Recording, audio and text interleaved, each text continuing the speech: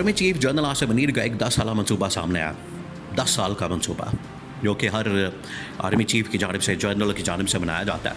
ये top military command, फिर उसके बाद जो टॉप इस्टेब्लिशमेंट है, टॉप जो ब्यूरोक्रेसी है और टॉप जो इस वक्त सिविलियन गवर्नमेंट होती है, सिविलियन जो लीडरशिप होती है, उनके अंदर ये इस तरह की खबासतें पाई जाती हैं, इस तरह के मसले होते हैं, उनके दिमाग के अंदर कीड़ा होता है। 10 साल का 20 साल का इक़्तिदार का पूरा मनसूबा बनाना।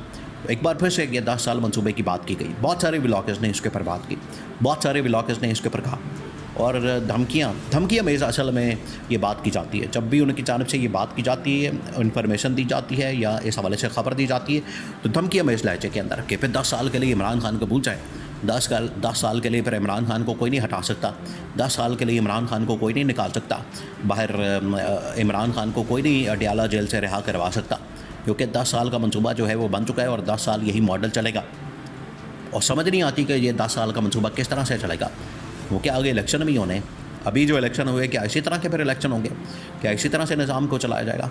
इसी तरह से चीफ जस्टिस और इसी तरह से आर्मी चीफ और इसी तरह से वज़ीर-ए-आज़म और इसी तरह की गवर्नमेंट लाई जाएगी?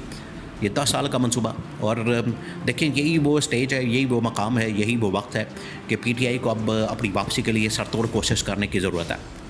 उसको आवाम में निकलना होगा, पब्लिक में आना होगा, एहतजाज और प्रोटेस्ट वगैरह करना होगा पुरअमन अंदाज से, आइन और कानून के मुताबिक अपनी जो आज़ादी की जद्दोजहद है उसको तेज़ करना होगा। बहरहाल ये जो 10 साल का मनसूबा, एक बार फिर से इसके ऊपर बात हो रही, फिर से एक बार लोग जो है इसके बारे में बात कर रहे हैं। सिचुएशन आपके सामने है।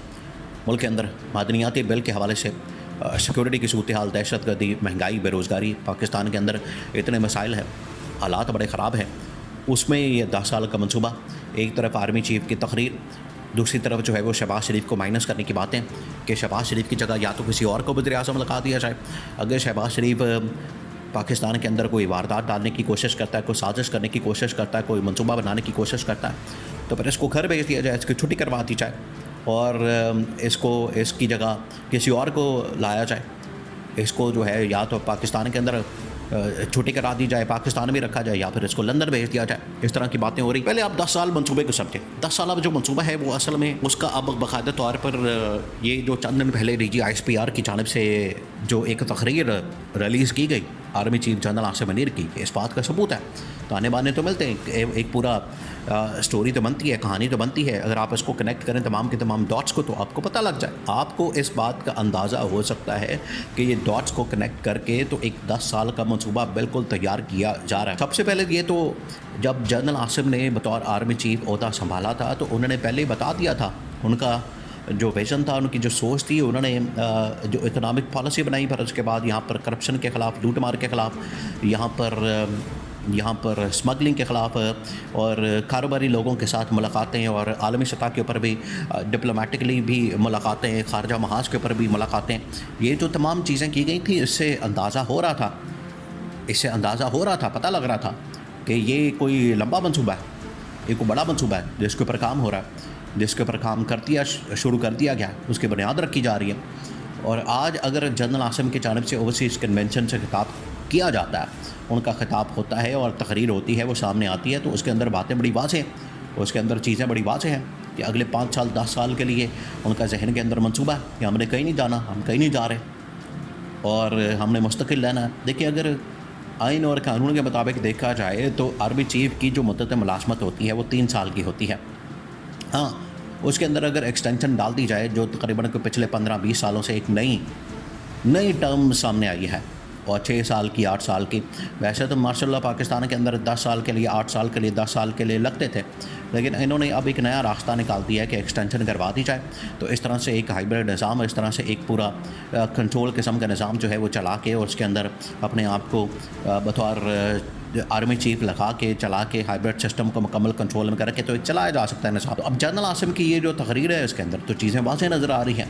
उन्होंने बताया कि अभी हमने बड़ा काम करना है, हमने पाकिस्तान को आगे लेके जाना है, हमने पाकिस्तान की तरक्की और खुशहाली के लिए एक लंबा मनसूबा बनाना और प्लानिंग करना और इसके हवाले से सब कुछ करना। ये तो गवर्नमेंट और हुकूमत वक्त की जिम्मेदारी होती है, वो ये सारे काम करते हैं, क्योंकि इदारे उनके पास होते हैं। फ़ौज तो खुद बज़ाते खुद एक इदारा है, तो इदारा तो सिर्फ अपनी बात कर सकता है, अपने हवाले से वो एक विज़न दे सकता है کہ دہشت گردی کے اوپر یا دشمن طاقتوں کے خلاف یا جو پاکستان کو سیکورٹی کے خطرات ہیں ان کے اوپر ان کی حکمت عملی یا اس کے حوالے سے ان کا نقطہ نظر کیا، اس کے اوپر بھی ویسے انٹیریئر منسٹر ہی زیادہ بریف کرتا ہے، ایکسپلین کرتا ہے. لیکن بہرحال انہوں نے تقریر کر دی. اب تقریر کے اندر جو 4-5 نکات اس کے بعد سے یہ اب باقاعدہ کیمپین مہم اور اس کو ایک مہم کے طور پر کیمپین کے طور پر چلایا جا رہا ہے کہ 10 سال کا منصوبہ ہے پورا. 10 سال کے لیے عمران خان کو بھول جائیں. 10 سال کے لیے عمران خان باہر نہیں آ سکتا. اب اس کی ساری زندگی جو ہے وہ جیل کے اندر گزرے گی، وہ جیل کے اندر گزارے گا. منصوبہ کیا؟ منصوبہ اصل میں جنرل عاصم نے جو دبے الفاظ کے اندر مخفی طور پر وہاں پر صرف ایک پیغام دیا. انہوں نے کھل کر تو بات نہیں کی، کھل کے انہوں نے اس حوالے سے اظہار خیال تو نہیں کیا، لیکن انہوں نے کہا کہ اب ہم اکانومی کو آگے لے کر جانے کے لیے تیار ہیں. ہمارے پاس بڑا لمبا منصوبہ ہے، بڑا لمبا پلان ہے اور ہم اس کے اوپر کام کر رہے ہیں. گورنمنٹ کو بھی آن بورڈ لے رہے ہیں اور باقی اداروں کو بھی آن بورڈ لے رہے ہیں، اور ہم نے پاکستان کے اندر اداروں کے اندر ریفارمز، اصلاحات اور یہ تمام چیزیں کرنی ہیں اور اداروں کو ان کے پیروں پر کھڑا کرنا ہے. پاکستان کی جو IMF اور باقی جو انٹرنیشنل معاملات ہیں، باقی جو انٹرنیشنل عالمی سطح کے اوپر چیزیں ہیں ان کو بہتر کرنا ہے، ان کو ٹھیک کرنا ہے، ڈائریکشن میں لانا ہے اور ان کو صحیح ڈائریکشن کی طرف گامزن کرنا ہے. یہ وہ تمام چیزیں اس سے صاف واضح ہو رہا ہے، پتہ لگ رہا ہے مسئلہ کہاں. دیکھیں یہی وہ سٹیج ہے، یہی وہ وقت ہے کہ اب یا تو اسٹیبلشمنٹ یہ سوچ لیتی ہے کہ ٹھیک ہے ہم نے اس گورنمنٹ کے ساتھ ہی چلنا ہے، اس گورنمنٹ کے ساتھ ہی آگے بڑھنا ہے، اور جو گورنمنٹ کے ساتھ ہماری کیونکہ بڑی انڈرسٹینڈنگ چل رہی ہے، ایک 1 پیج کے اوپر ہے اور ہم اس کو چلا رہے ہیں، اور شہباز شریف ہمیں تنگ نہیں کر رہا. شہباز شریف نے کبھی کوئی مسئلہ نہیں پیدا کیا، جو اس کو کہا جاتا ہے وہ کر دیتا ہے، انگوٹھا لگا دیتا ہے. وہ بالکل اس کے اوپر چپ چاپ کوئی اس کے اوپر شور شرابہ رجسٹ نہیں کرتا، مزاحمت نہیں کرتا. یا تو اسی گورنمنٹ کو چلانے ہیں، اسی حکومت کو اور یہی 2 پارٹیوں کو. حالانکہ ان کی جانب سے اکثر اوقات جو ہے مختلف اسٹیج کے اوپر کبھی کوئی نہ کوئی شرارت کی جاتی ہے، سازش کی جاتی ہے، کبھی یہ شور مچاتے ہیں، جلسے کرتے ہیں، جلوس کرتے ہیں. ابھی جس طرح سے بلاول بھٹو کی جانب سے حیدرآباد کے اندر سندھ کے اندر پیپلز پارٹی نے جلسہ کیا، اس کے اندر اس نے بڑی دھمکیاں دی، اس کے اندر جو ہے اس نے بڑی وہاں پر تھریٹس کی، اور گورنمنٹ کو بھی اسٹیبلشمنٹ کو بھی. تو یا تو پھر انہیں برداشت کرنا پڑے گا، ان کو برداشت کر کے آگے چلنا پڑے گا، یا تو یہ کہ ان کو ہی چلایا جائے، یا پھر آپشن کے طور پر PTI کو سامنے لایا جائے، جو کہ کبھی کہتے ہیں کہ فارورڈ بلاک بنا دیا جائے، کبھی کہتے ہیں کہ اندر سے لوگ جو ہیں وہ توڑ دیے جائے اور ان کے اوپر ایک پارٹی بنا دی جائے. لیکن PTI کو توڑنا اور PTI کے اندر سے فارورڈ بلاک بنانا کوئی اتنا آسان معاملہ نہیں ہے، بچوں کا کھیل نہیں ہے. اس کے لیے انہوں نے بڑی کوششیں کی، ناکامی ہوئی، ہمیشہ ان کو ناکامی ہوئی. انہوں نے بڑے گروپ بنائے.